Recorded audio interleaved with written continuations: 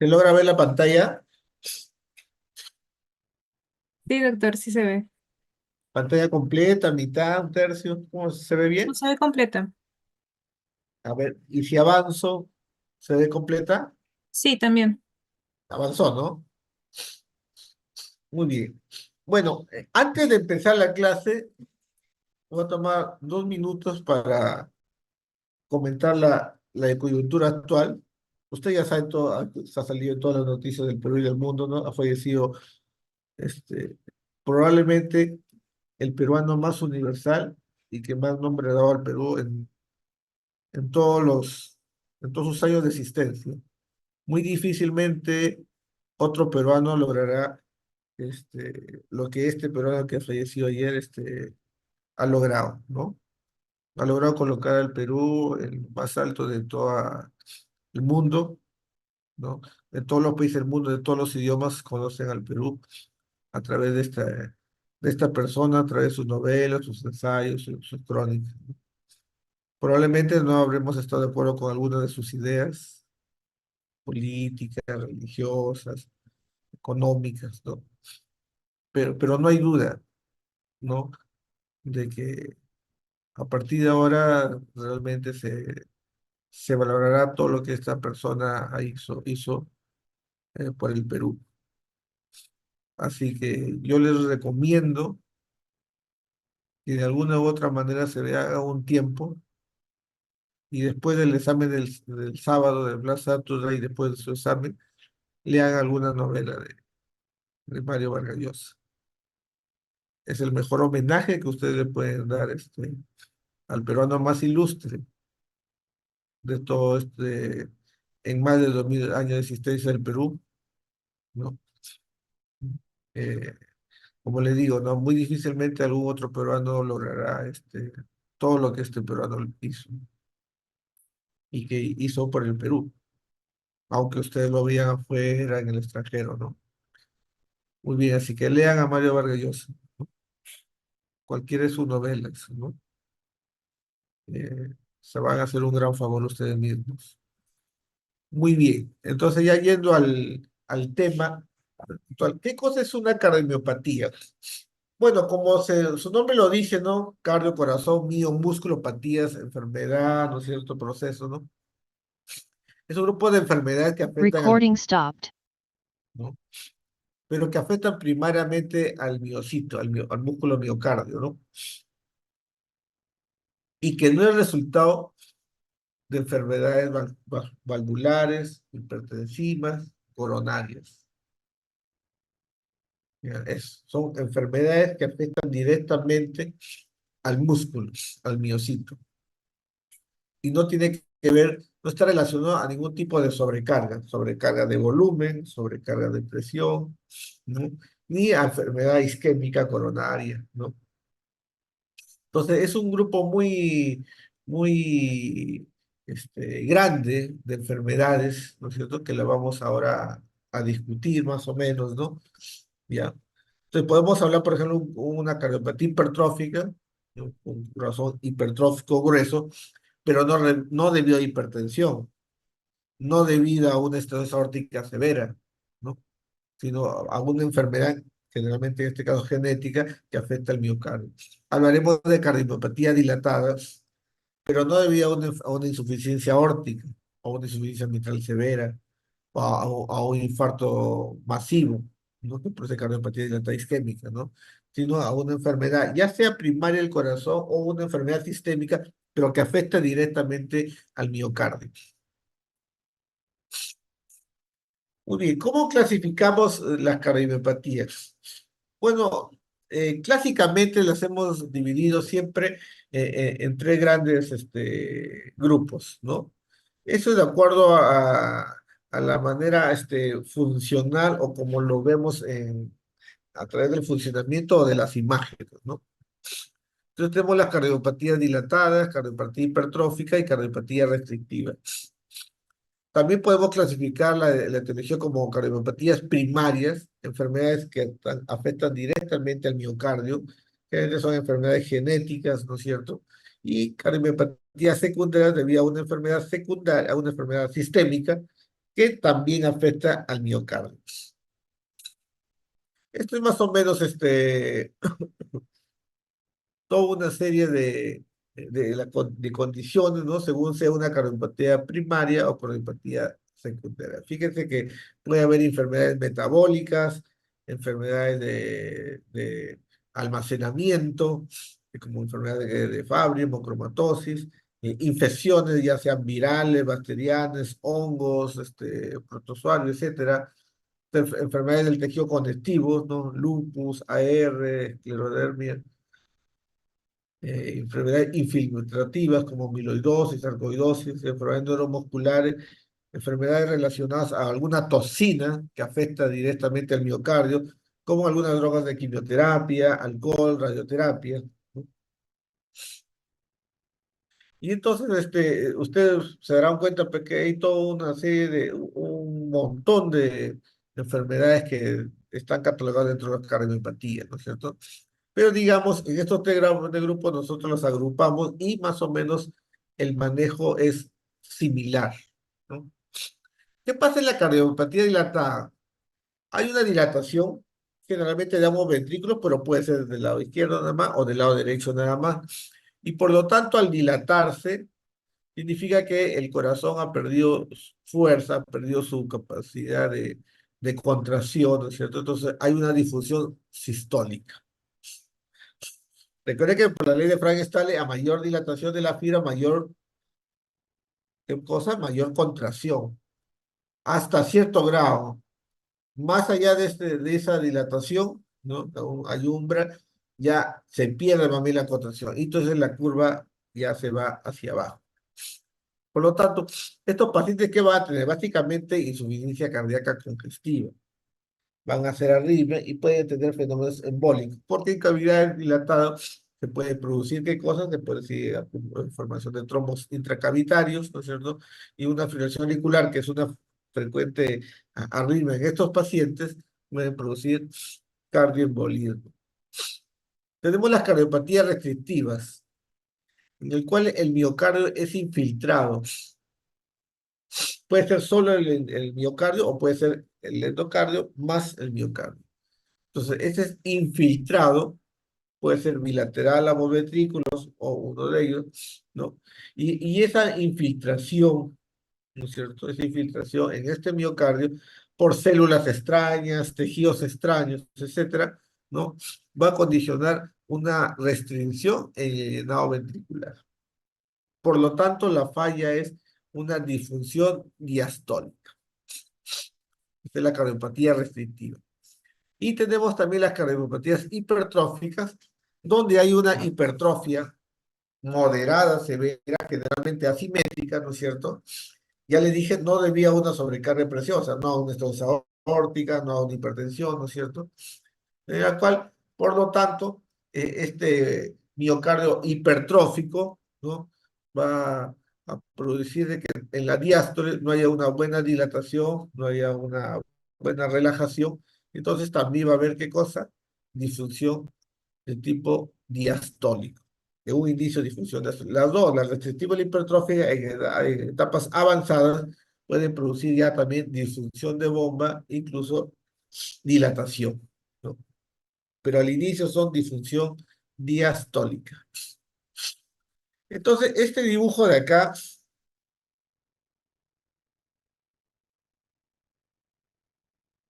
es con el que vamos nosotros a definir, ¿no es cierto? Y explicar la sintomatología, ¿no es cierto? Y lo que puede ocurrir a los pacientes que tienen esta cardiopatía. Acá en la primera gráfica vamos a tener pues la representación del ventrículo izquierdo eh, normal, con su aurícula izquierda y su válvula aórtica, válvula mitral, ¿no? Están representados los dos músculos papilares, ¿no?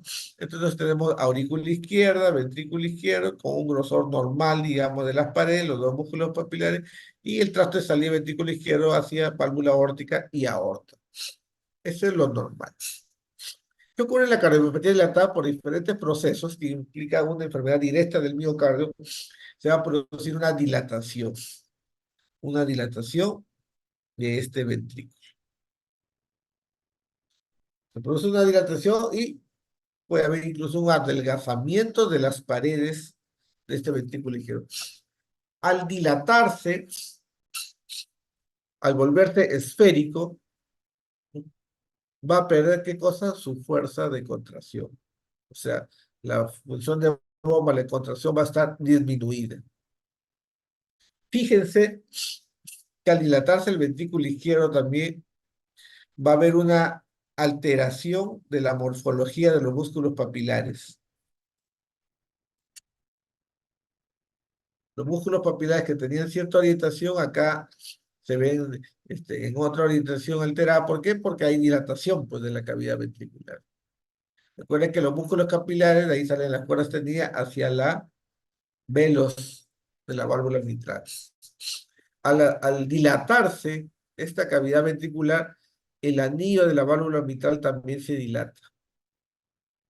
Por lo tanto, los velos mitrales van a ser incapaces de cerrar adecuadamente eh, en la sístole y este paciente va a tener cierto grado de ¿qué? De insuficiencia mitral.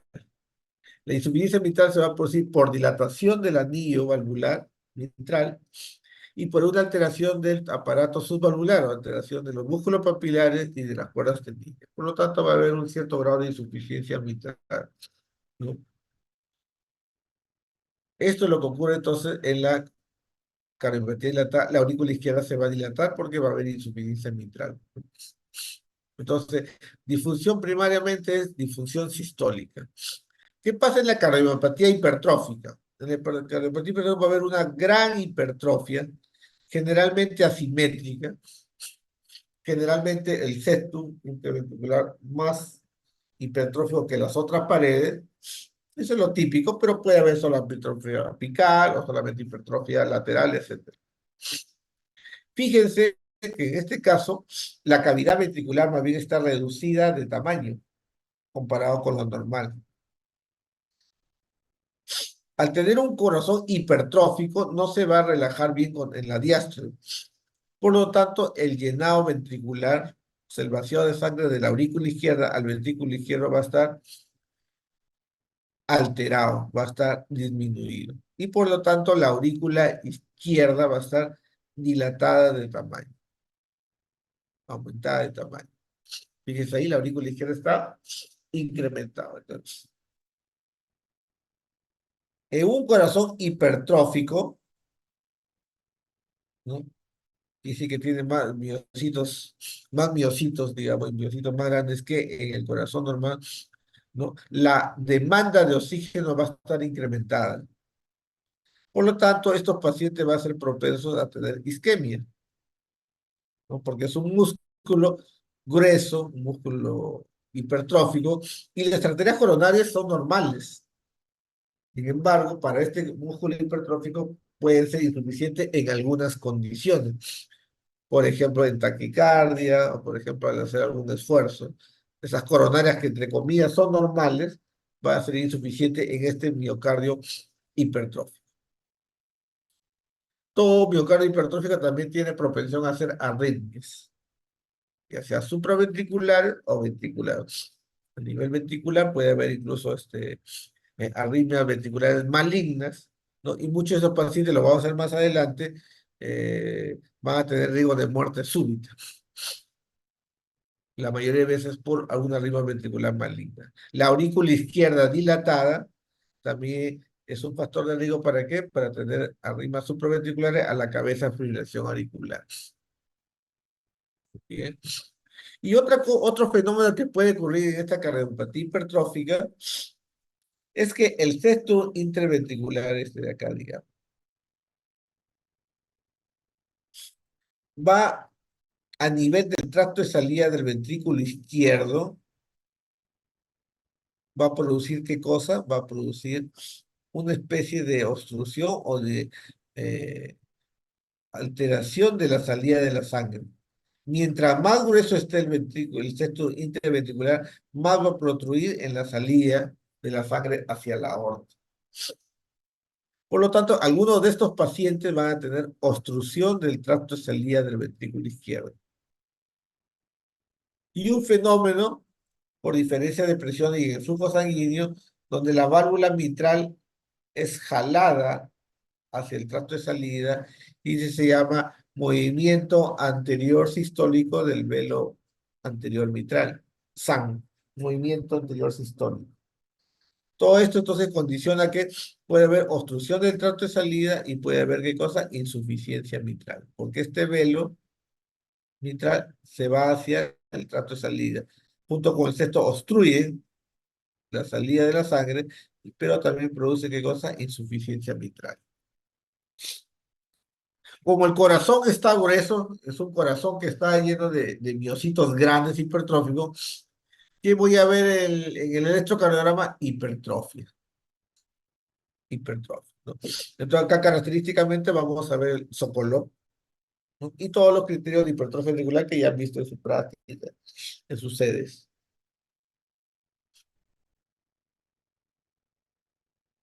¿Qué vamos a ver? Una cardiopatía restrictiva.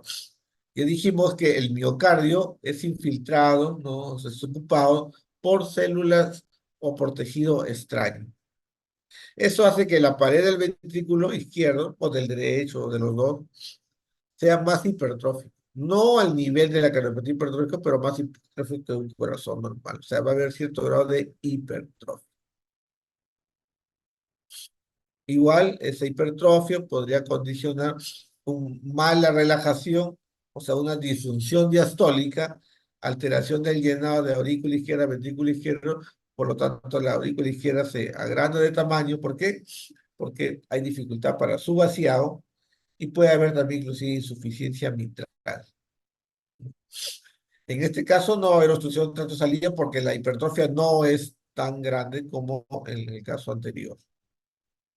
¿Y qué vamos a ver en el electro? A pesar de que está grueso, a pesar que yo le hago una ecografía y está grueso, yo no voy a ver Sokolov positivo, no voy a ver en el electro criterios de hipertrofia ventricular, porque el tejido extraño que está invadiendo y que muchas veces hasta reemplaza el miocito, no genera, no genera potenciales eléctricos, no genera carga eléctrica. Por lo tanto, yo voy a tener un corazón grueso, pero lleno de células que no generan vectores eléctricos. Por lo tanto, mi electro voy a tener más bien los complejos disminuidos de tamaño, porque las células que sí producen los vectores eléctricos, o sea, el miocito, más bien están siendo reemplazadas por ese tejido extraño que está invadiendo. Entonces, yo voy a tener en la ecografía un corazón grueso, pero sin embargo, en el electro yo voy a tener complejos de bajo voltaje. Entonces ya todo lo que vamos a ver a lo largo de esta charla está resumido en lo que más o menos les estoy comentando y en este dibujito. ¿Cómo está en el electro en la cardiopatía dilatada? Como el corazón tiene forma redonda, o esférica, mejor dicho, los potenciales de acción que generan el vector del QRS siempre van de endocardio a miocardio, de endocardio a epicardio, de endocardio a epicardio. Como es redondo, esos vectores van a tender a anularse. Recuerda que una esfera, ¿no es cierto? Una esfera que tiene más o menos el radio, pues digamos, toda la superficie de la misma distancia, igual el corazón con cardiopatía dilatada semeja o tiende a formarse, a adoptar esa forma esférica, ¿no es cierto? Entonces los vectores se van a anular y por lo tanto los complejos QRS van a ser de bajo voltaje también. Lo que en el corazón cónico normal me sale un vector grande hacia la izquierda, acá me va a salir un vector pequeño, ¿no? Muy bien. Entonces, rápidamente, en una cardiopatía dilatada, la disfunción básicamente es sistólica, el ventrículo izquierdo está dilatado y la fracción de eyección está disminuida, obviamente está disminuida. ¿Y cómo está el espesor? O sea, hipertrofia, no, es normal o incluso disminuido el espesor de las paredes ventriculares. En una cardiopatía hipertrófica, la disfunción es diastólica. ¿Cómo está la cavidad del ventrículo izquierdo? Ya dijimos, reducido. La contracción, o sea, la presión de eyección está normal y el espesor está aumentado, ¿no? De gran manera. En la cardiopatía restrictiva, la difusión también es en llenado ventricular, o sea, diastólica. ¿Y cómo está la cavidad del ventrículo izquierdo? Bueno, inicialmente está normal o levemente reducido. Con el tiempo se vuelve dilatado. ¿Cómo está la fracción de eyección? Inicialmente normal y poco a poco, conforme se va perdiendo los miocitos, ¿no? Comienza a disminuir. Y el espesor está levemente aumentado. Levemente aumentado. Pero luego según ecografía, por ejemplo. Doctor, disculpe, ¿me escucha? ¿Sí? Diga. Sí, el coordinador me ha solicitado que grabe la clase, por favor. Ya, no estoy grabando, ¿no? Ahora, No, ¿y ahora cómo lo hago? ¿Usted no puede grabar? Tengo que salir, creo, o lo puedo grabar ahorita. sí puede, solamente es en grabar abajo del Zoom, en la barra. Sí, pero como estoy en la pantalla no lo veo. Tengo que salir. A ver, a ver. Grabar en la computadora, no, me sale grabar en las nubes. No, no, no, eso no es. A ver, un ratito, a ver, vamos. Si no salimos. Ya está, ¿no? Recording in progress. Sí, doctor, gracias. Creo que ya lo había puesto. Bueno, ya. Muy bien. Entonces, ¿cómo es el escenario clínico, digamos, ¿no? En la guía del año 23, estas tres categorías de cardiopatía más o menos las, las divide en cinco, ¿cómo se llama? Fenotipos, ¿no?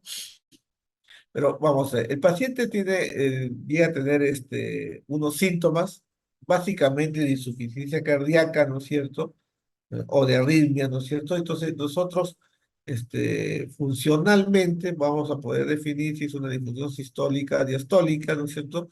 El paciente llega hacia la consulta nosotros y nosotros podemos hacer en muchos casos, estudios genéticos, aparte de examen laboratorio, aparte de exámenes de imagen, ¿no? E inclusive en algunos casos hacer qué cosa, una biopsia, ¿no? A través de un hacemos biopsia, ¿no? Del endocardio, patología, ¿no?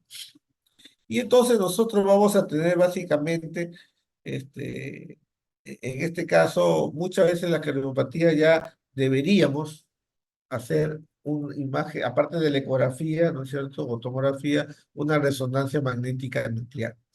Porque la resonancia magnética nuclear me va a dar mucha mejor definición, ¿no? De las alteraciones en el miocardio, según el patrón, ¿no? De alteración, ¿no es cierto? Y me puede dar inclusive algún tipo de pronóstico para el tratamiento, ¿no es cierto? Y para el seguimiento. Entonces acá tenemos, por ejemplo, las cardiopatías hipertróficas, ¿no? De cardiopatía hipertrófica, donde acá básicamente hay que manejar la ICC si es que el paciente presenta una obstrucción importante del tracto de salida. Eso va a hacer que haya congestión, ¿no? Congestión pulmonar, porque no se vacía bien la aurícula izquierda y se acumula sangre en los pulmones, ¿no sé, ¿no? Y yo tengo que ver el riesgo de muerte súbita. Además del tratamiento sintomático. ¿No? ¿Cuál es el tratamiento sintomático? ¿No? Tratamiento que el paciente va a hacer angina, hacer disnea, incluso puede hacer síncope. El segundo grupo es lo que hacemos las cardiopatías dilatadas, ¿no es cierto? Y acá hay otro grupo de enfermedades, ¿no es cierto? De- que son las llamadas cardiopatías del ventrículo izquierdo no dilatadas, ¿no? No dilatadas, pero que tienen una disfunción sistólica. El último caso es las cardiopatías restrictivas, ¿no? Las cardiopatías restrictivas. Y el anterior caso, el que dice MRS, es la cardiomiopatía arritmogénica del ventrículo derecho, que anteriormente lo consideramos como una cardiopatía dilatada, ¿no es cierto? Y que se ha separado un poco de las cardiopatías dilatadas clásicas, ¿no? Entonces, cardiopatía arritmogénica del ventrículo derecho o displasia arritmogénica. Eso lo vamos a hacer más adelante. Y como ya les dije, ¿no es cierto? Entonces, el paciente viene con ciertos síntomas, a todos le tenemos que hacer un electrocardiograma, ver si hay algo clínico, un soplo, ¿no? Un tercer ruido, etcétera, ¿cierto? Y ante la ausencia de enfermedades de sobrecarga del ventrículo, ya sea ausencia de enfermedad valvular primaria, estenosis aórtica, estenosis mitral, etcétera, o de enfermedad hipertensiva o isquémica, ¿no es cierto? ¿No? Sospechamos de miocardiopatía, ¿no? Y entonces, según la morfología en el eco, ¿no es cierto? En el eco, y en la medida de lo posible, con resonancia magnética, encontraremos la hipertrofia, la dilatación, si hay difusión sistólica, diastólica, si hay algún tipo de patrón de cicatriz, de inflamación en ese miocardio, y entonces lo vamos a categorizar ya ahora en su última guía en 5 grandes grupos: la cardiopatía hipertrófica, la cardiopatía dilatada clásica, la cardiopatía restrictiva, la cardiopatía limogénica del ventrículo derecho y la cardiopatía del ventrículo izquierdo, pero no dilatada, pero con disfunción sistólica. Luego de eso tendremos que hacer si vemos que son enfermedades que parecen primarias, no siendo familiares, genéticas, analizar a la familia, hacer pruebas genéticas, ¿no es cierto? Y hacer el despistaje con los familiares, ¿no es cierto? En algunos casos vamos a tener que ver qué cosa, una biopsia, ¿no? A través de una biopsia endomiocárdica, ¿no es cierto? Y buscar alguna enfermedad sistémica que esté afectando al miocardio, ¿no? Por ejemplo, buscar amiloidosis. Hay varios tipos de amiloidosis, entonces eh, últimamente estamos viendo mucho más casos de amiloidosis cardíaca. Y como le hice eso solamente como referencia, estos son imágenes de resonancia, ¿no es cierto? Entonces ustedes van a ver que en la resonancia vamos a utilizar el gadolinium, la sustancia en contraste. Recuerden, en la clase de resonancia dijimos, ¿no?, que se utiliza un contraste, ¿no? Y vamos a ver ese contraste cómo realza, cómo se capta en los tejidos, ¿no es cierto? Y según el patrón, si es difuso o focalizado, si es subepicárdico o suendocárdico, podremos caracterizar mejor las cardiomiopatías, ¿no? Vamos a la cardiopatía dilatada. Es una causa muy frecuente de falla cardíaca congestiva y cecenos. Al final falla la bomba, tanto del VI o del V2, ¿no es cierto? Hay una revolución, el corazón está dilatado. Y si se dan cuenta acá en la ecografía, acá abajo, va a haber un corazón pues dilatado con paredes no hipertróficas, a veces delgadas, ¿no es cierto? Entonces va a haber dilatación de ventrículo izquierdo, dilatación de aurícula izquierda, ¿no? El paciente al inicio con los mecanismos compensatorios, el sistema renina, angiotensina, aldosterona, simpático, pues ya está el proceso, el daño del corazón, ¿no? Estamos en estadio B, no de insuficiencia cardíaca, pero ya está dilatado, pero todavía no hay síntomas, ¿no? Los síntomas pueden presentarse después de semanas, meses o años, y cuando ya se presenten los síntomas, quiere decir que el paciente ya está en estadio C por lo menos, ¿no es cierto? Y el corazón ya ha sobrepasado todos los mecanismos compensatorios, ¿no? Y está en una fase bastante avanzada, ¿no? Puede ser de causas desconocidas, genéticas, idiopáticas, ¿no?, familiares, ¿no? O puede haber ya alguna nosa, algún agente externo que está atacando ese miocardio, ¿no? Puede ser infecciones, porque el virus del VIH, el COVID, ¿no? Hemos visto casos de miocarditis y que después van a cardiomiopatías, ¿no es cierto?, por COVID.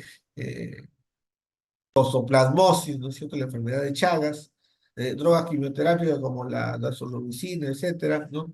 Algunas enfermedades metabólicas, y postmiocarditis, ¿no es cierto? La miocarditis puede ir a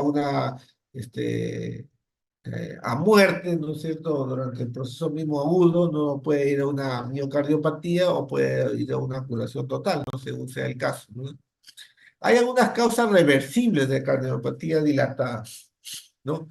Estas son generalmente por alcohol, embarazo y las cardiopatías relacionadas a taquicardias crónicas que son incontrolables. Hay pacientes que tienen conductos aberrantes, ¿no es cierto?, que producen taquicardias muy frecuentes, y eso produce una remodelación en el ventrículo izquierdo y una cardiopatía dilatada. Muchas veces tratamos la arritmia, ¿no?, a través de fármacos o a través de ablación, y entra el electricista a quemar el tejido fascículo que está produciendo la taquicardia, ¿no? Y la cardiopatía puede revertir. Se dice aproximadamente un 20% de las cardiopatías dilatadas son genéticas, y hay genes que ya han sido reconocidos, y también como su forma de transmisión, ¿no es cierto? Y algunas enfermedades de este tipo genética alteran el miocardio, pero también puede alterar el músculo esquelético, como la distrofia muscular, ¿no? Hay enfermedades de mitocondria, etcétera. Básicamente el síntoma inicial que cose es falla cardíaca, o sea, congestión, ¿no es cierto? Eh, Disney de esfuerzo moderado, leve, de reposo, ortopnea, disney paroxística nocturna, edema del miembro inferior, ascitis, etcétera, etcétera, ¿no? Pero también conforme avanza la enfermedad puede haber dolor torácico, angina, ¿no? Porque el paciente ya va a presentar un desbalance entre la oferta y la demanda, ¿no es cierto? Y puede haber síncopes, ¿no? Síncope relacionado a arritmia, ¿no? Muy bien, acá está, pues, como les dije, ¿no es cierto? Puede haber insuficiencia mitral en el lado izquierdo o insuficiencia atricuspide en el lado derecho, ¿no? ¿Debido a qué? A que el ventrículo izquierdo está dilatado, los músculos papulares pierden la orientación, y en que el anillo mitral está, ¿qué cosa? Dilatado. En el electrocardiograma, no sé si tengo el electrocardiograma acá, pero ¿qué puede haber? Bueno, estos pacientes frecuentemente pueden desarrollar bloqueos, sobre todo bloqueo de rama izquierda, ¿no? Ustedes vean acá, ese es un paciente que tiene un ritmo sinusal, ¿no? Los complejos pulmonares están regulares, ¿no? Acá hay una extrasístole, por eso se llama extrasístole porque aparece un poco antes y es una forma diferente, ¿no? Acá también hay otra extrasístole, ¿no? Y lo que llama la atención es que el QRS está ancho. Nosotros decimos ancho porque lo vemos en el eje el eje horizontal, ¿no es cierto?, que dura más de 3 cuadraditos. O sea, tiene más de 0,12 este, segundos, ¿no? Entonces, estos pacientes que tienen QRS ancho, hay que descartar en primera instancia si tiene bloqueo de rama derecha o bloqueo de rama izquierda. ¿Cómo reconozco un bloqueo de rama, ya sea izquierda o derecha? Porque buscamos en V1, que viene a ser V1, V2 por un lado, que es derivada derecha, y V5 y V6, buscamos la R.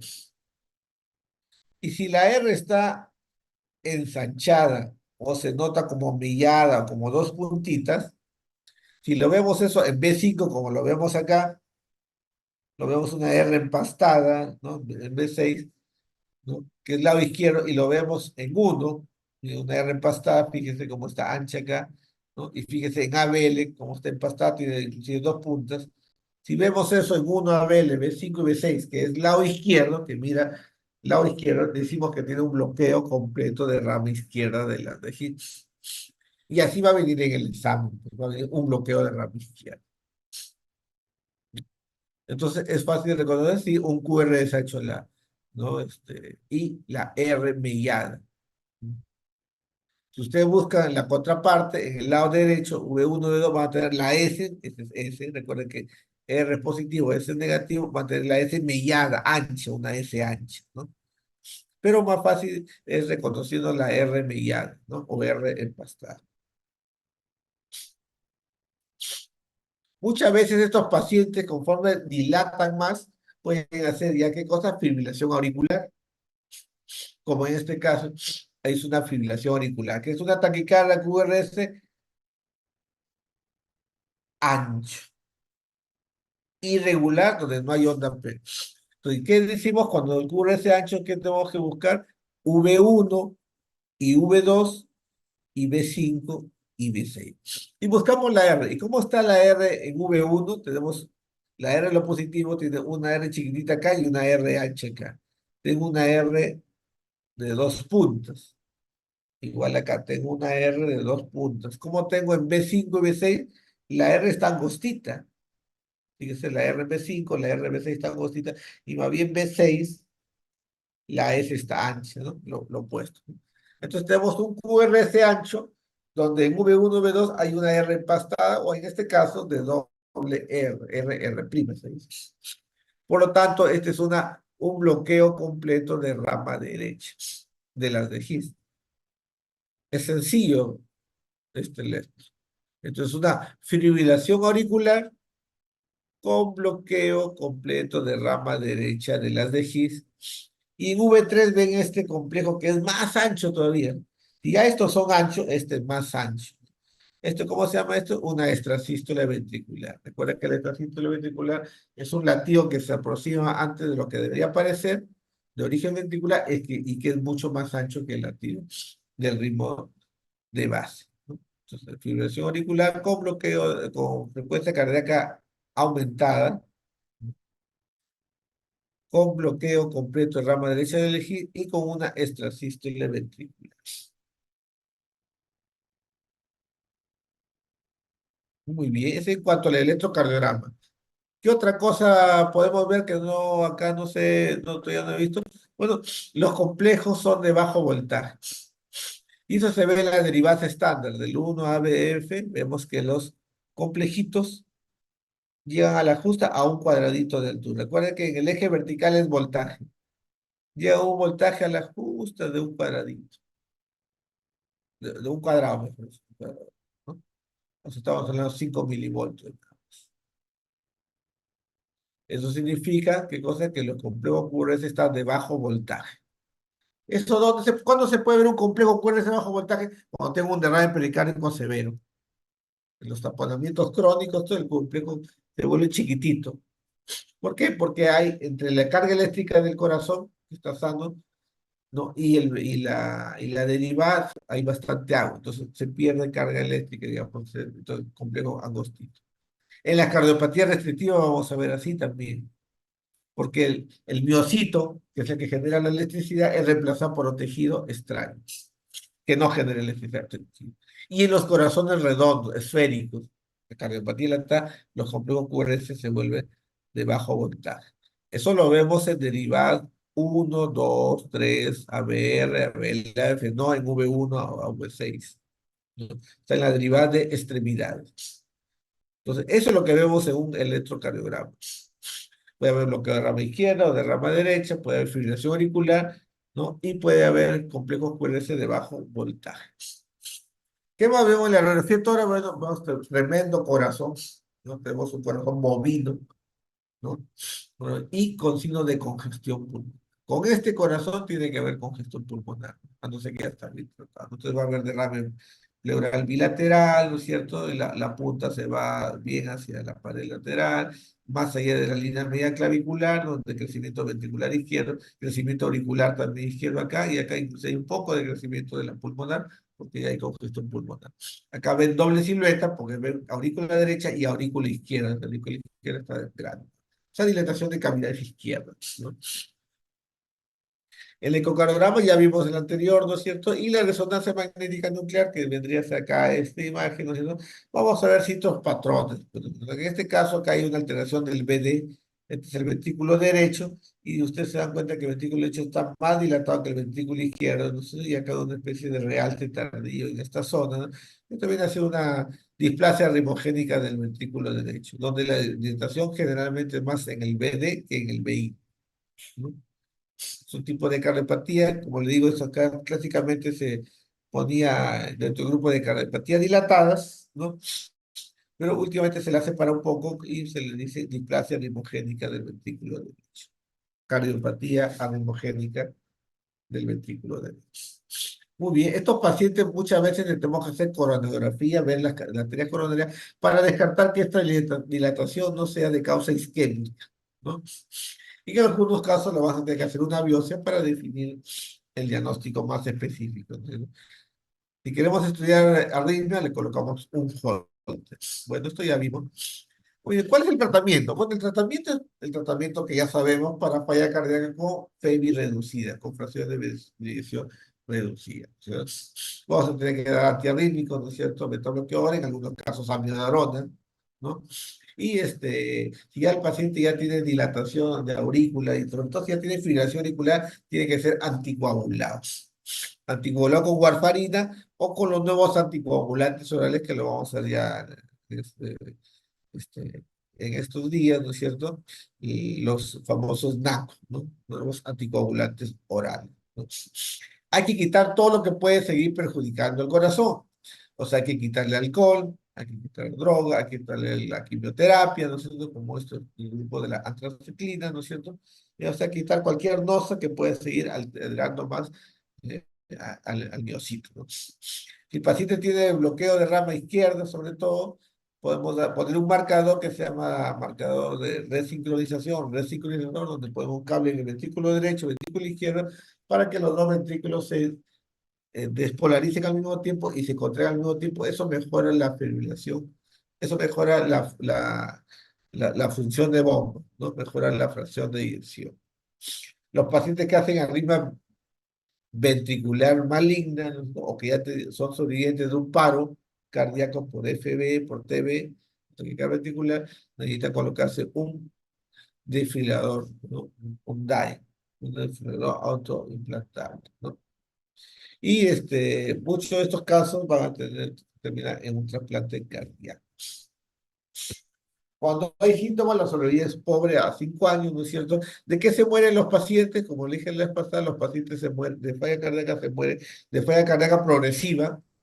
O sea, el paciente cada vez se hincha más, cada vez camina menos, cada vez se postra, ya no puede caminar, permanece sentado, incluso a veces echado, va a tener edema de la mucosa intestinal, por lo tanto se van a alimentar, pero va a haber mala absorción, edema de cavidad gástrica, entonces van a tener poca llenura precoz, mala absorción, ¿no? El hígado se congestiona, hay dolor, ¿no?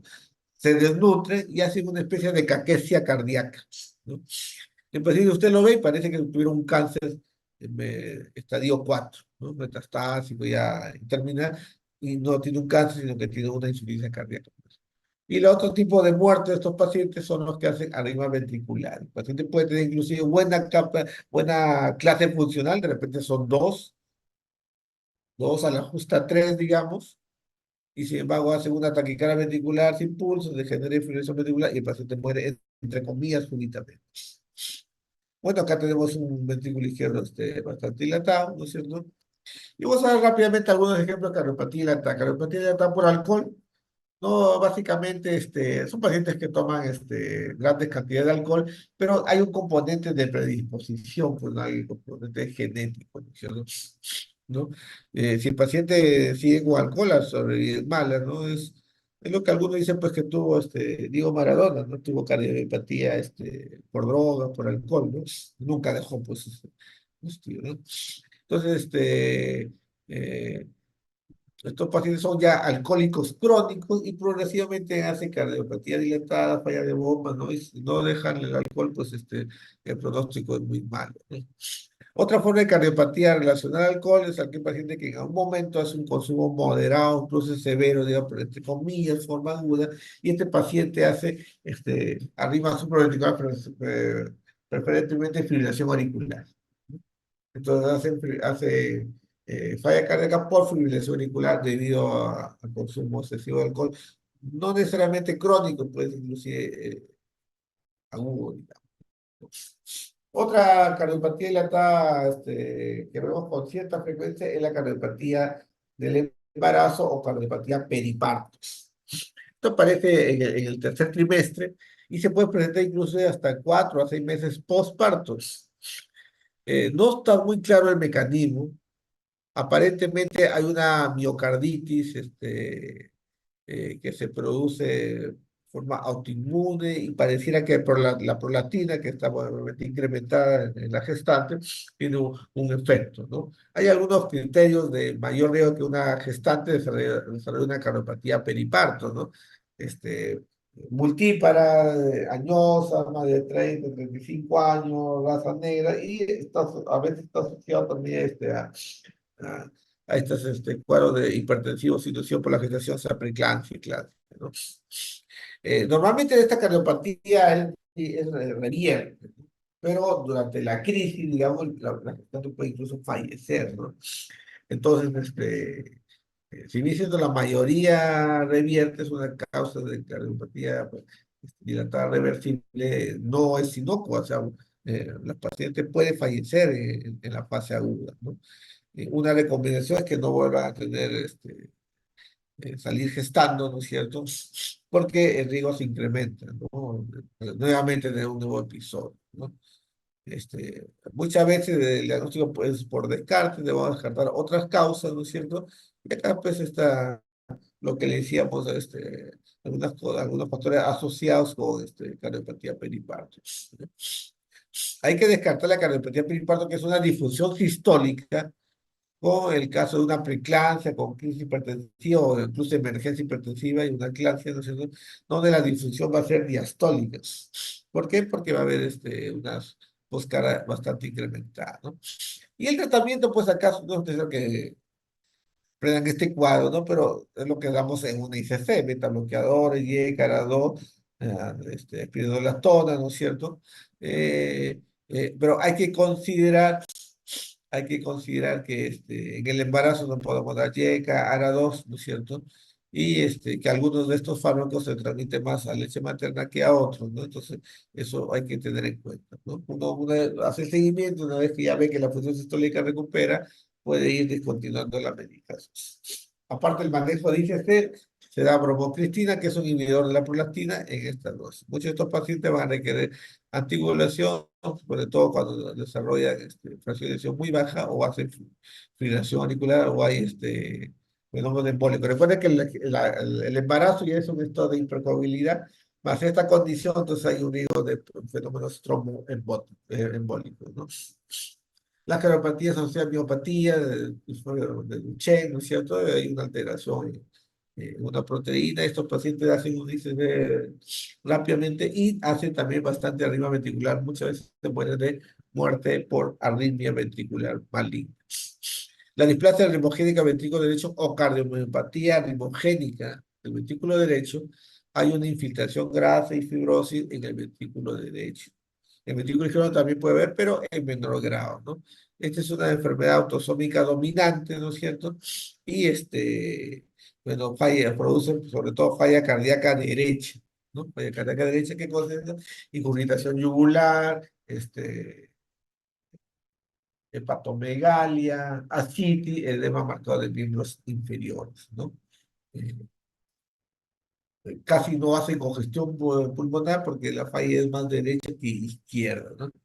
Como digo, hay que hacer el eco, vemos la difusión sobre todo del ventrículo derecho y en la resonancia magnética se ve la infiltración grasa y esta captación anormal de contraste.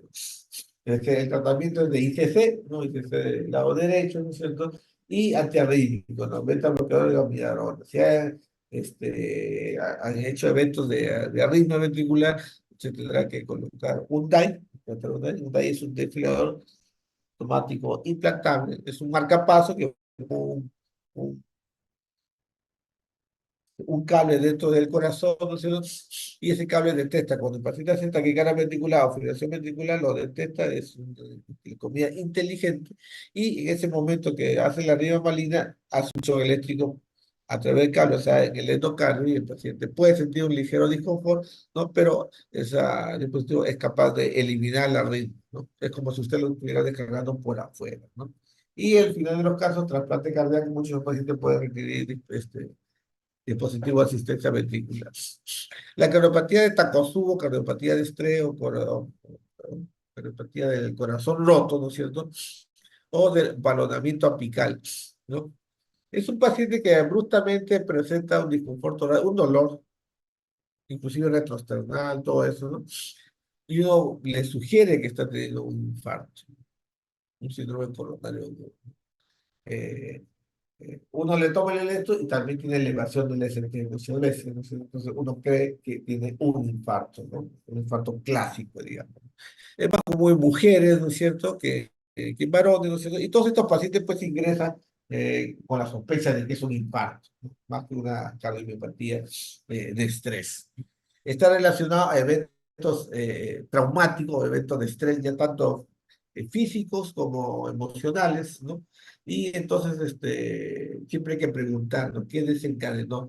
Hay personas que han fallecido, o sea, hay personas que han venido, les ha dado esta cardiomiopatía, ¿no?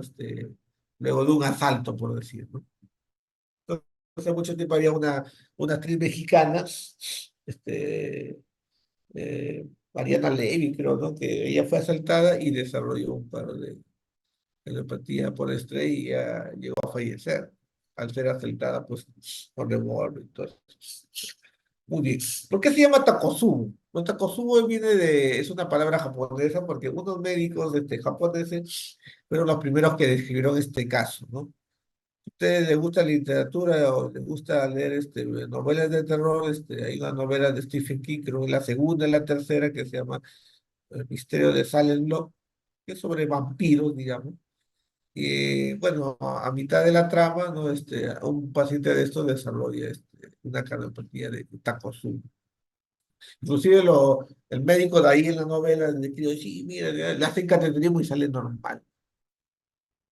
¿Por qué? Porque no era un infarto, era una cardiopatía de Takotsubo. Takotsubo es este diapositivo de acá. Esta vajilla.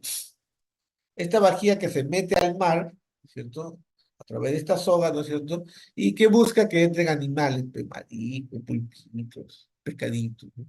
Y una vez que entra, uno siente, el pescador siente que está llena la bolsa, jala, digamos, la cuerda y produce, anuda acá y encierra, pues, a los animalitos, ¿no? Entonces se produce acá en la boca de la vajilla, se cierra. Y es lo que se ve en el cateterismo, ¿no? No le hace un cateterismo porque cree que es un infarto y a la hora de hacer la coreografía se ve que la base se contrae inclusive más de lo normal porque es una compresión, pero la parte media y la punta del ventrículo izquierdo no se contrae. Entonces, semeja la forma de un takosubo y por eso estos médicos japoneses describieron esta condición como takosubo. Hay una contracción basal y una disquinesia o una aquinesia medio apical. Y por eso se le llama balonamiento también, ¿no? Se llama de balonamiento medio apical, ¿no? Por eso fueron como una pelota, ¿no? Ese es lo clásico, pero después se ha visto que la disquinesia o la aquinesia puede ser no apical, sino puede ser más bien basal, ¿no? ¿Sí, no? O puede ser lateral, o sea, puede ser en otras regiones, ¿no? ¿Qué vemos en el electrocardiograma? Elevación del ST, o sea, como un infarto en precordial, ¿no es cierto? Y uno, bueno, ya usted ya sabe, tiene la clínica que le debe bancateterismo, ¿no? Las troponina están moderadamente elevadas, ¿no? Y lo que vamos a hacer es que el ápice, ¿no es cierto?, no se mueve, ¿no? Hay un valentamiento apical. ¿Y cómo están las arterias coronarias? Sin lesiones, sin obstrucciones, ¿no? Y se ve, pues, lo que hemos visto en la ventriculografía, valentamiento apical. Valentamiento apical, ¿no? Insisto que se contrae esto, pero medial apical de esta zona no se contrae, ¿no? Y acá en otro tipo de cardiopatía, ¿no? Esto se contrae, pero esto no. Muy bien. El pronóstico generalmente es medido, pero sí hay mortalidad, o sea, sí hay pacientes que fallecen, menos del 5%, ¿no? Entonces yo debo tratar estos pacientes, hay pacientes que llegan a ser shock cardiogénico, ¿no? Entonces hay que manejarlo, ¿no? En la etapa aguda, un infarto, en unidades críticas cardiológicas, necesito manejar las complicaciones de falla de bomba, las complicaciones de arritmia, ¿no es cierto? Y una vez se va recuperando, en algunas semanas, la fracción de eyección mejora. Cardiomiopatía no compactada, ¿no? Es una cardiopatía un poco, como decimos, que algunos no están de acuerdo si existen como entidad, ¿no? Pero hay pacientes que tienen eh, corazón con función sistólica disminuida, dilatado, ¿no? Donde se ve en el ventrículo izquierdo una especie de hipertrabéculas. No recuerden que el ventrículo izquierdo no es trabéculo, el derecho sí, ¿no?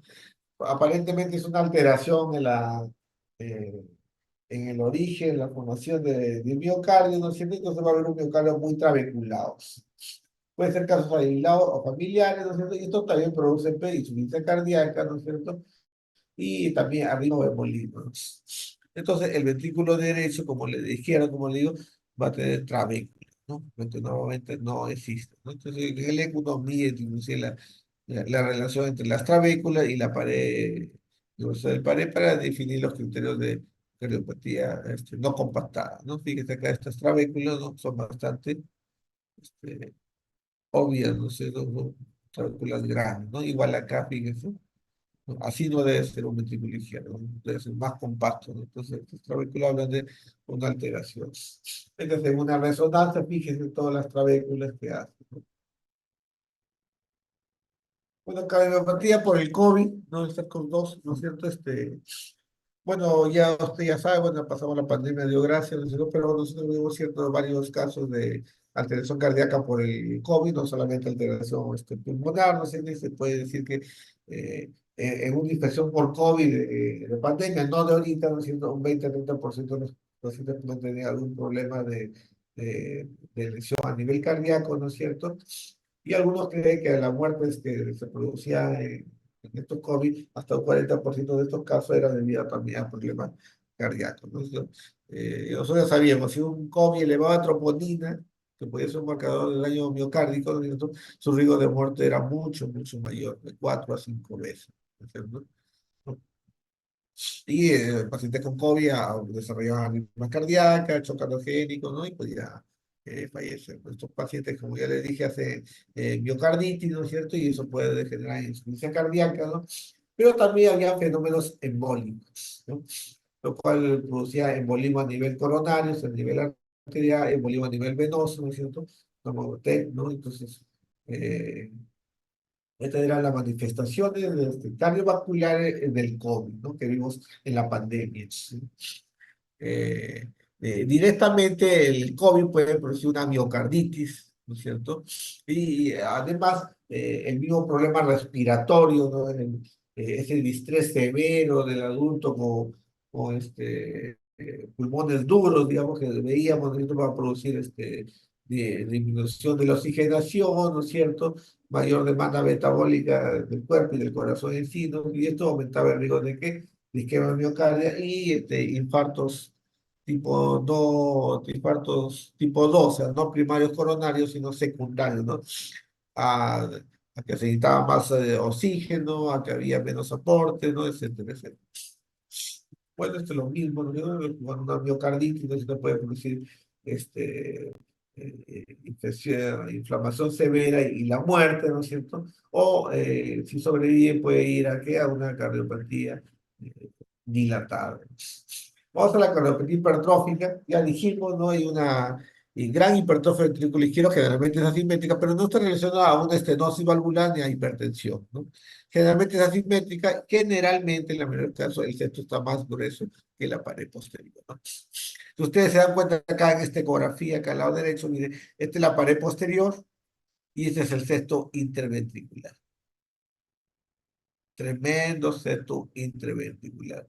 Este es en diástole, y fíjate que en sístole, esto se vuelve más grueso, entonces que en sístole la pared se engruesa, ¿no? Digo, la pared posterior engruesa, esto que engruesa mucho más, y eso comienza ¿qué? A obstruir, ¿qué cosa? Esta es la salida del tracto, la salida del ventrículo izquierdo de la sangre, o sea, ventrículo izquierdo, válvula aórtica, aorta, ¿no?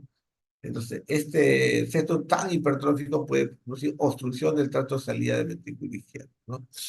Y esto genera también una especie de tirabuzón, de tal manera que la válvula mitral, que existe, debe cerrarse para acá, es jalada, ¿no? Todo esto condiciona que este paciente tenga obstrucción del tracto de salida del ventrículo izquierdo, ¿no? Bien. Entonces,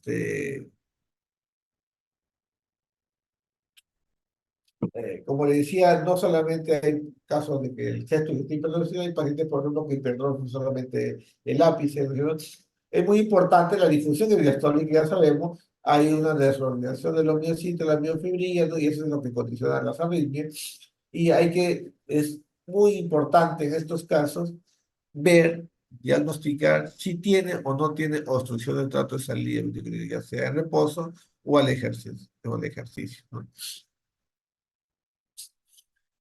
La mayoría tienen una historia familiar y es una enfermedad genética y mutaciones. Ya se han diagnosticado muchos estos pacientes, le mandamos a hacer pruebas genéticas al extranjero, ¿no? Y hay todo un patrón, ¿no es cierto? Y las familias, los hermanos, los padres, ¿no? Hijos, ¿no? Tienen que ser sometidos a screening, ¿no? Con ecocardiograma por lo menos para definir si ellos también tienen este problema. La gran mayoría son asintomáticos. Sin embargo, algunos debutan con muerte súbita. Muchos de estos pacientes pueden tener disnea debido a que hay una alteración del llenado ventricular, ¿no es cierto? Puede haber angina, síncope, ¿no? Y que estos pacientes también pueden desarrollar arritmias supraventriculares, lo cual produce más congestión pulmonar o ventriculares, y esto puede llevar a la muerte súbita cardíaca. Esto es muy importante, siempre le vamos a preguntar esto. ¿Cuál es la causa principal de muerte súbita en pacientes menores de 35 años? La cardiopatía hipertrófica. Este paciente de Camerún falleció en un partido de fútbol, le dio una rima ventricular, una FB, fibrilación ventricular, y falleció en el campo de fútbol. Este es el paciente danés, hay un paciente danés que fue resucitado, ¿no es cierto?, hace 2 o 3 Eurocopas, creo. El paciente no está vivo. Y ¿quién es pata? Este es Iniesta, ¿no es cierto? André Iniesta, ¿no? El que metió el gol más importante en la historia de un país, o sea, en la historia de España, ¿no es cierto? ¿No? Y si ustedes ven ahí cuando él festeja el gol en minuto 117, creo que faltaban 2 minutos ya para que termine el tiempo suplementario y se iban a ir a los penales, mete el gol, ¿no es cierto? Se saca la camiseta y si usted lee ahí, creo que dice Dani Hart, le dedica ese gol a su compañero de la selección que había fallecido meses antes o un año antes por una arriba ventricular maligna, no sé, debido a una cardiopatía hipertrófica. Entonces, cuando usted ve que a un paciente se le prueba un campo de fútbol, un deportista pierde un campo de fútbol o a practicar otro deporte, lo más probable es que sea una cardiopatía hipertrófica. Es lo que se cree que tiene un agüero también, ¿no? Con arritmias. Bueno, ¿qué hacemos? ¿Qué encontramos en el examen físico? Bueno, puede haber soplo mesosistólico, como cuando hay obstrucción del tracto de salida ventricular ligero, que se comporta el soplo como si fuera una estenosis aórtica, ¿no? Y puede haber soplo de insuficiencia mitral, porque como ya les dije, la válvula mitral se va hacia el septo ventricular y se produce una insuficiencia mitral, ¿no? ¿Qué vamos a ver en el electrocardiograma? Bueno, hipertrofia ventricular de todas maneras, ¿no es cierto? ¿Y qué vamos a ver en la reflectora? Probablemente vamos a ver una reflectora con un corazón grande o levemente incrementado en tamaño, no más. El eco diagnostica, ¿no es cierto? Por ejemplo, acá vemos septo ventricular muy grueso y acá la pared más delgada, ¿no? Va a diagnosticar si hay movimiento anormal del velo anterior de la válvula mitral, va a diagnosticar si hay obstrucción del tracto de salida, ¿no es cierto? Entonces, este es el, el examen de lesión, ¿no? Ahora, a estos pacientes después le podemos hacer una resonancia para ver con el contraste, con el realce, ver cuál es el pronóstico, digamos, ¿no? De que este paciente desarrolle ¿qué? Muerte arriba ventricular maligna. ¿Y qué vamos a hacer en el electro? Bueno, vamos a ver en el eje vertical R muy altas o S profundas. R muy altas. Nosotros agarramos Socorro acá y sumamos acá, pues acá tiene 30 milímetros de altura, más esto acá que tiene acá casi 20, como 50 de índice Socolot, es una hipertrofia ventricular izquierda, ¿no? Cada vez que vea una R alta, en B5, B6, una S profunda en B1, B2, buscar el índice Socolot, el criterio Socolot para diagnosticar hipertrofia ventricular. Donde tengo la hipertrofia en el lado izquierdo, va a tener T negativa. B5, B6, 1, Abel, acá en Abel no lo tienen, no tienen dos, pero si lo tienen uno y el B5 y B6. Eso es lo que se ve en un electrocardiograma. Y estos pacientes, bueno, hacen esto, pues. Entonces, esto lo vamos a hacer en este seminario el día miércoles, ¿no? Pero, ¿qué vemos acá? ¿Cómo se diagnostica uno estos electros? Decimos taquicardia, ¿no? Todo el mundo estará de acuerdo que el corazón está bastante rápido, es una taquicardia, ¿no? Taquicardia QRS ancho, QRS angosto. Ancho. Las taquicardias con RSH son más peligrosas porque el 85% de los casos de una taquicardia con RSH es de origen ventricular. ¿Por qué son anchas? Porque la despolarización ventricular se demora. Recuerden que en el eje horizontal es duración, tiempo. ¿Por qué son anchas? Porque la despolarización ventricular demora. ¿Y por qué demora en una ventricular? En una taquicardia ventricular, la arritmia se origina en un ventrículo, ya sea izquierdo o derecho. Primero se despolariza ese ventrículo y después el otro. Entonces, la activación ventricular no es simultánea porque no viene del ADG que se divide a los dos lados al mismo tiempo.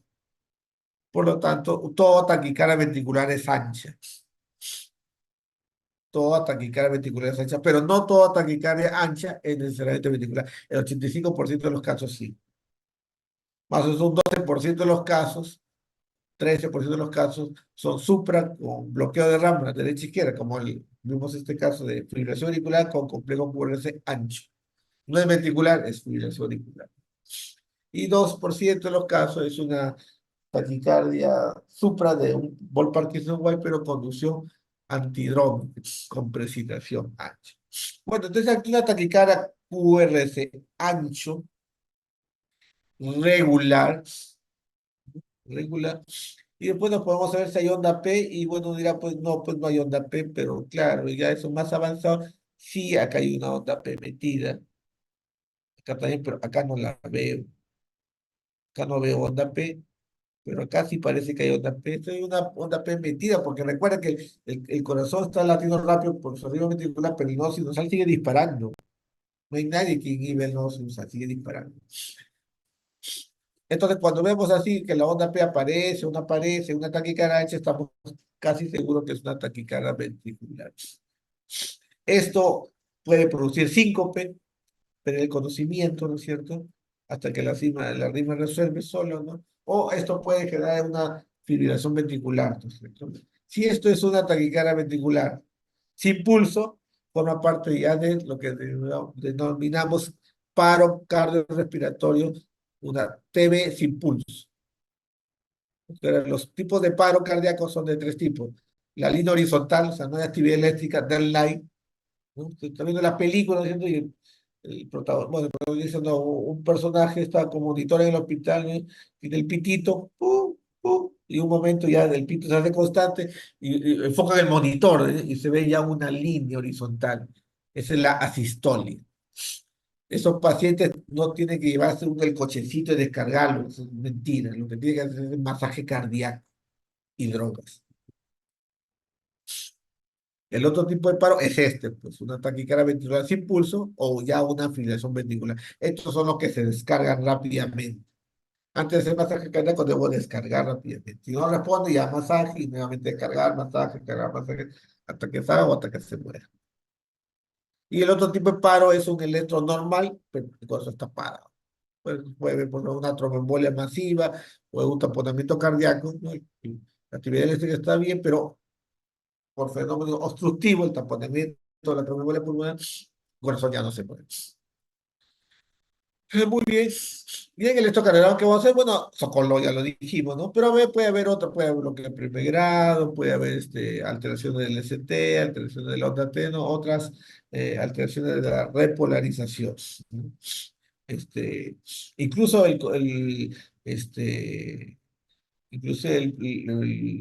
puede ya haber ya, en casos avanzados, ya no socolor, sino más bien bajo voltaje, y estos son estadios ya más terminales, inclusive el repetir perdón puede terminar en un estado ya dilatado.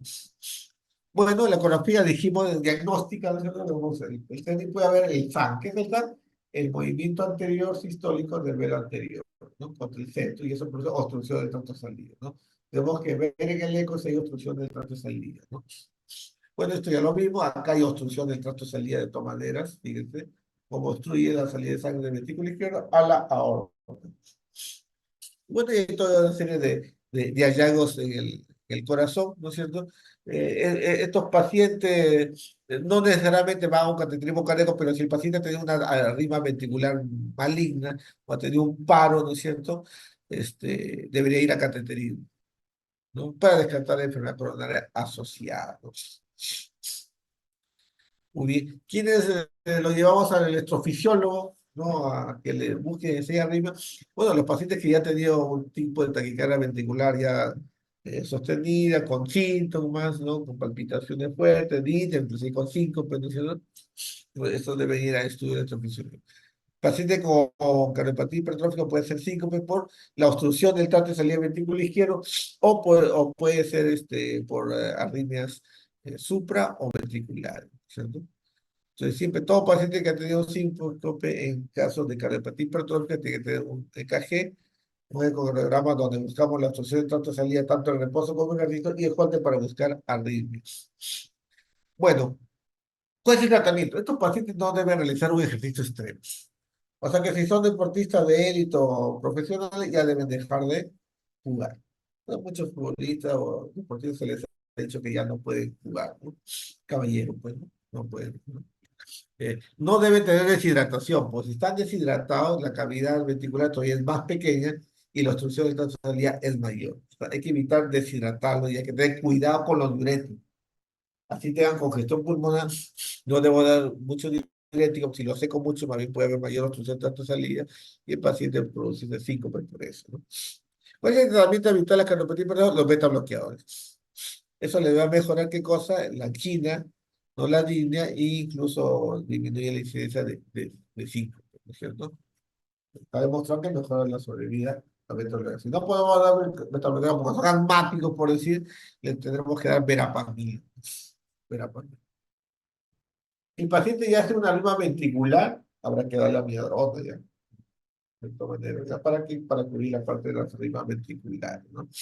Y lo que le decía acá, pues cuando yo al hacer el eco, lo que yo tengo que ver es, el LVOTO es obstrucción del tracto de salida output del ventrículo izquierdo, ¿no? Entonces hay que ver si tiene obstrucción del tracto de salida, ¿no? Si la encuentra con esta gradiente, esa velocidad alta en el tracto de salida, bueno, ya sabemos lo que vamos a hacer, pues no manejar eso, ¿no? Manejar la falla, etc. Si no encontramos ese obstrucción de tracto salida y sin embargo el paciente tiene síntomas que me sugiere eso, mucha disnea, eso, yo tengo que hacer un examen, pero con ejercicio, o sea, no en reposo, el paciente tengo que hacer el ejercicio para ver si realmente tiene o no tiene obstrucción del tracto salida. Si el paciente no le encuentra obstrucción y no tiene síntomas, le repito el eco cada año. Y entonces eso es en cuanto al paciente que ya tiene quienes pacientes tienen obstrucción del tracto de salida, pues lo que hacen el sangre, entonces están los que tienen prolapso, los que tienen un cesto muy grueso, ¿no es cierto? Y estos pacientes,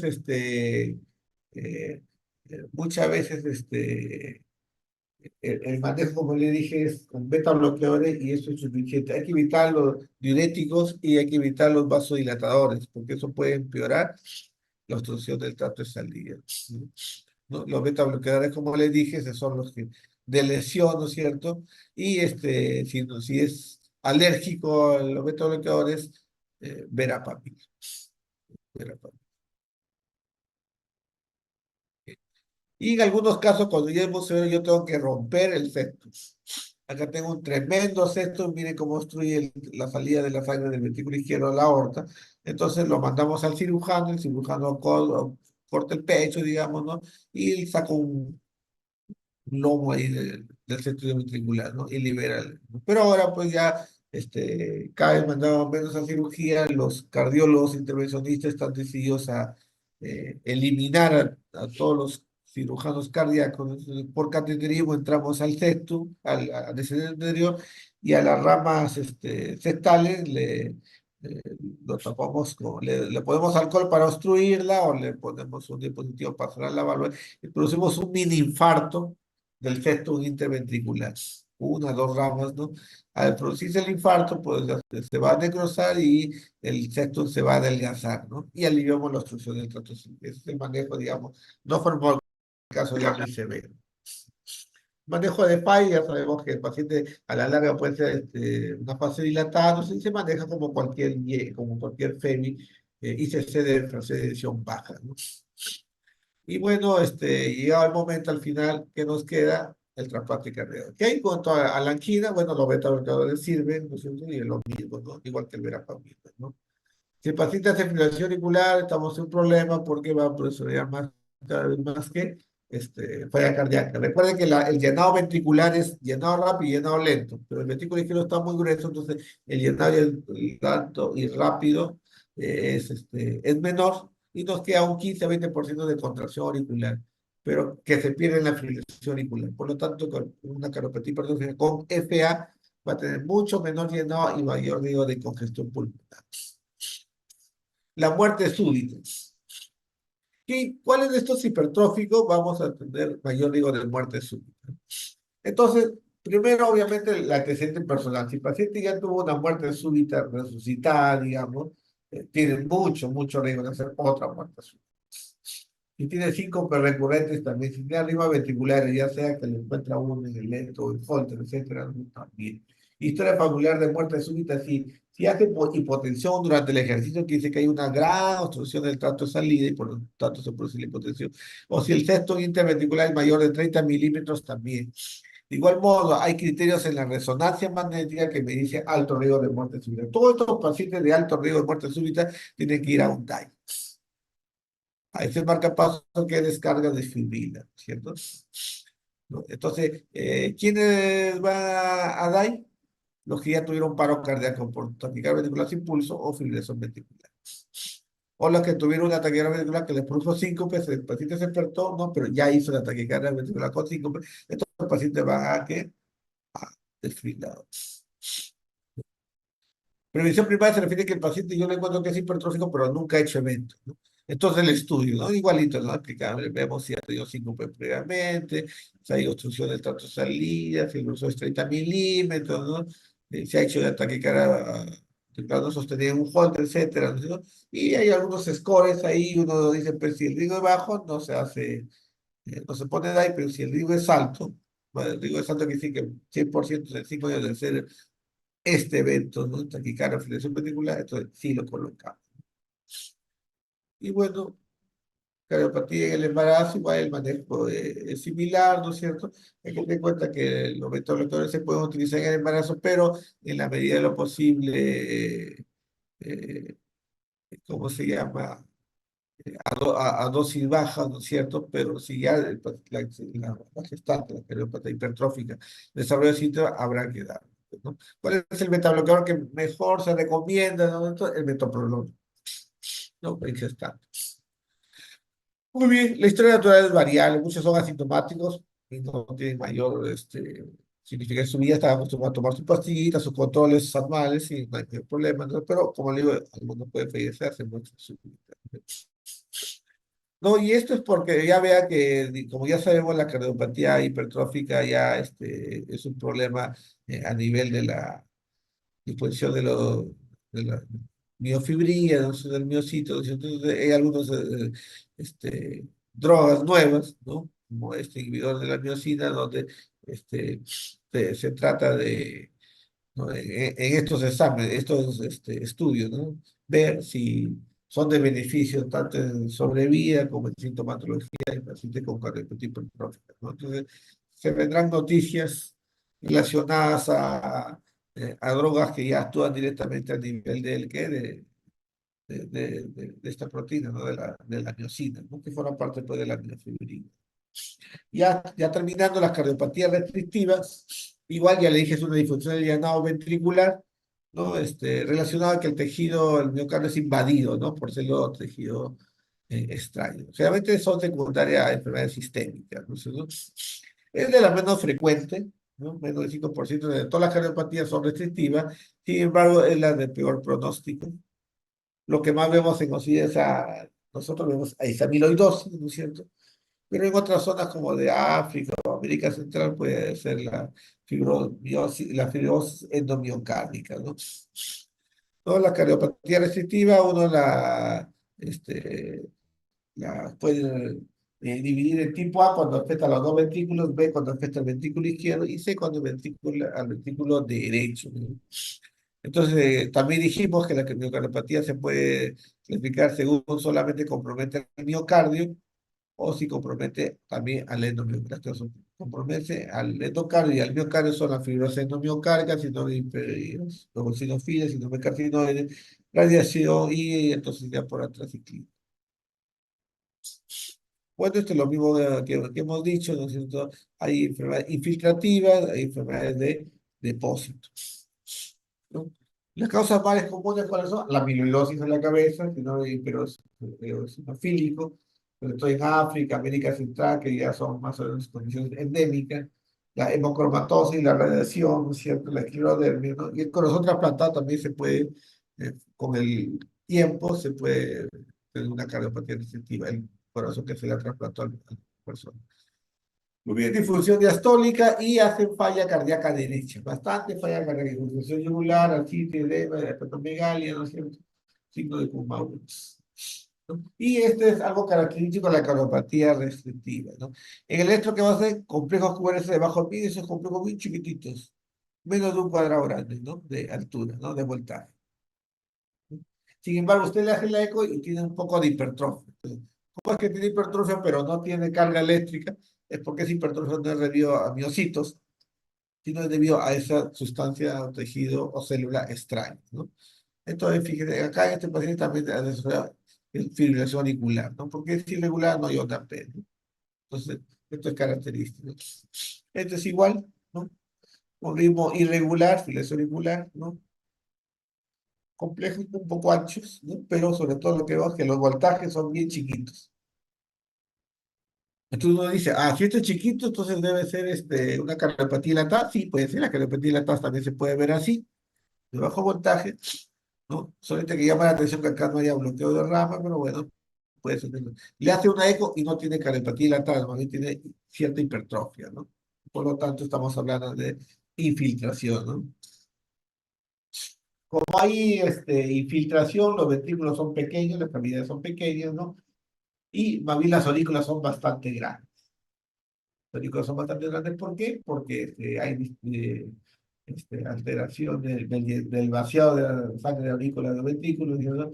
Y además también esa insuficiencia mitral, como ya dijimos, entonces las aurículas son bastante grandes, ¿no? Fíjese acá, el paciente que tiene una cierta hipertrofia, no como una cardiopatía, pero hay una hipertrofia, ¿no es cierto? ¿No? Y hay una alteración en los secos que se ve acá, ¿no? Es una amiloidosis. Y esto acá es un